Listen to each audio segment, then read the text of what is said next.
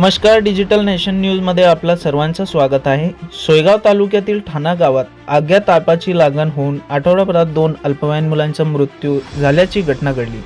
या पार्श्वभूमीवर रविवारी दिनांक 9 रोजी माजी मंत्री आमदार अब्दुल सत्तार यांनी ठाणा येथे संतावांत भेट दिली, तसेच घडलेल्या दुर्दैवी घटनेबद्दल शोक व्यक्त केला। आग्या तापाची लागण होऊन मृत्यू झालेल्या आशिष रंगनाथ अतोडे व गौतम किशोर सुरवाळे या 2 अल्पवयीन मुलांच्या कुटुंबाची आमदार अब्दुल सत्तार यांनी भेट घेऊन धीर दिला। सदरील अज्ञात तापाची साथ लक्षात घेत आरोग्य विभागाने सतर्क राहून खबरदारी घ्यावी, असे निर्देश आमदार अब्दुल सत्तार यांनी आरोग्य विभागाला दिले। गावात आरोग्य विभागाच्या वतीने रुग्णांना तातडीने उपचार देण्यासाठी उपाययोजना करण्यात येत आहे, त्यामुळे गावकऱ्यांनी धीर धरून दिलेल्या सूचनांचे पालन करावे।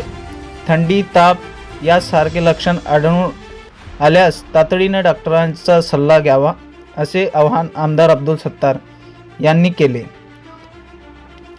तालुका आरोग्य विभागाच्या 7 रोग सर्वेक्षण पथकाने ठाणा गावात सर्वे करून तापाची लागण झालेल्या रुग्णांचे रक्ताचे व पिण्याच्या पाण्याचे नमुने तपासणीसाठी प्रयोगशाळेत पाठवावे। रुग्णांना तातडीने उपचार देण्यास या आजाराचा प्रादुर्भाव रोखण्यासाठी प्रभावी उपाययोजना कराव्यात, अशा प्रकारच्या सूचना आमदार अब्दुल सत्तार यांनी दिल्या।